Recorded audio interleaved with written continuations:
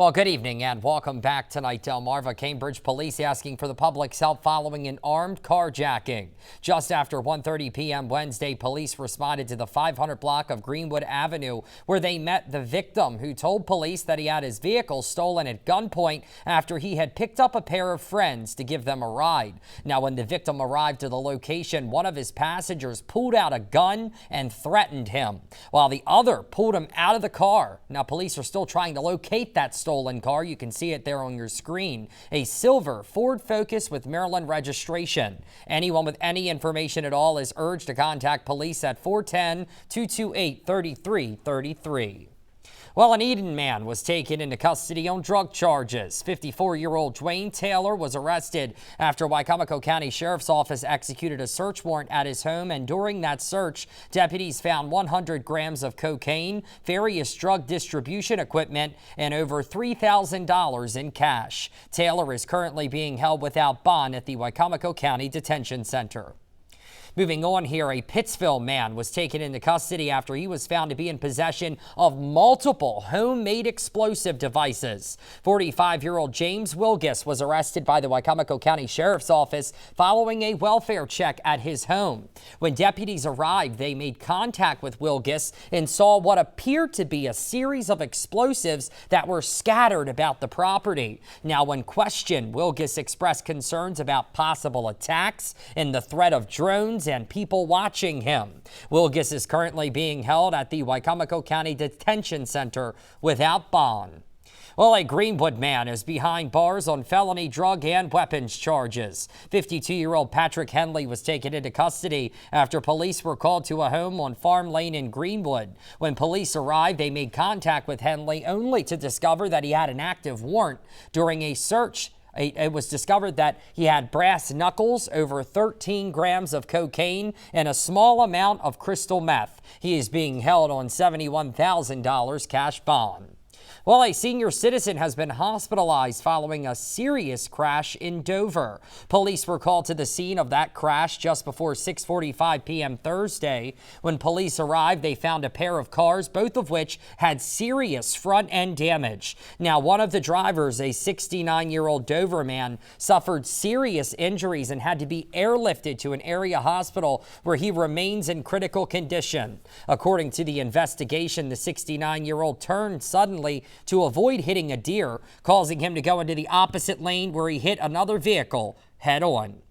Well, a lawsuit has been filed by a pair of fishing associations challenging a mandate against haul limits for fishermen. The Delmarva Fisheries Association, along with the Maryland Charter Boat Association, filing the suit against a mandate from the Atlantic State Marine Fisheries Commission, which limits their ability to harvest striped bass by more than 50% of its norm. Now, the group claims that the amount of the fish are no means limited, and that the population is in fact thriving. Now, they say the mandate will hurt commercial fishermen financially. That mandate goes into effect May 1st. Well, Atlantic General Hospital is gearing up for its annual Walk with a Doc event. The event helps foster an environment where folks can get outside and get active and learn more about physical health from the professionals themselves.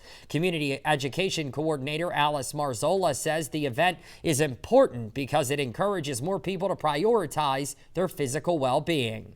Step toward better health for our community, and as healthcare providers, our goal is to get out into the community and meet the people where they are. So by bringing this out, it's not hard to do. It doesn't cost anything to walk. That event will kick off at 9 a.m. Saturday, March 16th at Southgate Park in Ocean Pines. And just when we thought the rain was gone, it's back in the forecast. At this time, let's check in with Chief Meteorologist Rich Werdzik, who's tracking a storm to impact our weekend. Rich?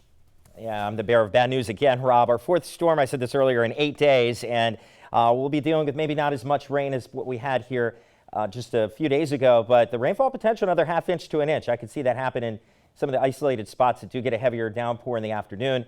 Might be beyond that, but with an already saturated ground, the threat for some high water areas persisting. I know there's still some out there already, but growing, and then isolated flooding in general certainly there.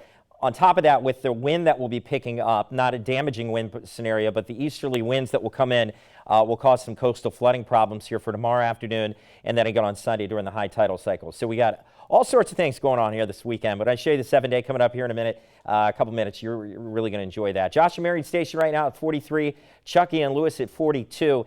I don't anticipate us cooling off too much more tonight. A few places will be in the upper 30s after midnight, but then we'll be talking about slowly climbing through the 40s as the rain arrives. Not here yet. See the satellite, though, the clouds are already thickening up. But, man, that moisture surging north, and you can see that goes all the way up to the Canadian border there. There's actually two systems this time. One down here to the south, one up there in the Midwest, like Illinois, Indiana. We're going to be tracking this system closer to us. That one to the south, that's where the deeper moisture will be. So that's why this next round of rain won't be as heavy or overall plentiful as the last one. Putting this into motion, you can see it. That southern track stays to our south, but this northern track will bring in just enough rain to cause some problems in the afternoon. Getting a little closer to show you in Futurecast how this works out. We start with light rain after sunrise tomorrow, times of light rain, and then more of a consistent moderate to at times heavy rain for the afternoon.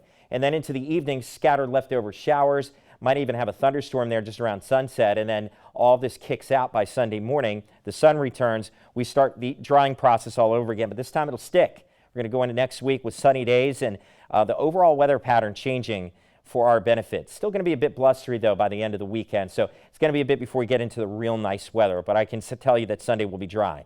Cloudy skies tonight. There will be some light rain arriving late west and southwest, as temperatures will be in the low 40s at that point.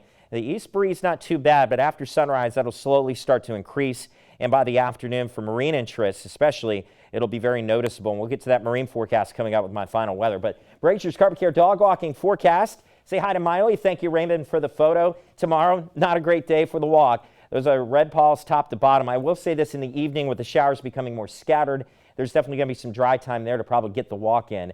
Temperatures in the mid-50s and a late evening high of about 60 as the last of the rain will be moving out. So a blustery day for Sunday. Remember, we're going to lose that hour of sleep. We'll spring forward 1 hour at night, but we get that extra hour of sun in the evening. Sunsets will now be at 7 o'clock and later across all of Delmarva there Sunday afternoon. And there we go, 53 on Sunday, sunny skies on Tuesday, taking the jump to the mid-60s after some mornings in the 30s. So we're having a chilly start to the week, but that immediately goes to a mild and warm scenario by mid and late week. Wednesday's forecast is beautiful and some of the best weather we've had in some time. Lots of sun on Thursday, a high of 70, low 70s on Friday. Should get a real nice stretch there to dry things out after an incredibly wet start to the month of March. Hey, we're going to be right back right after this with more DSI from Brandon and Devin. Stay with us.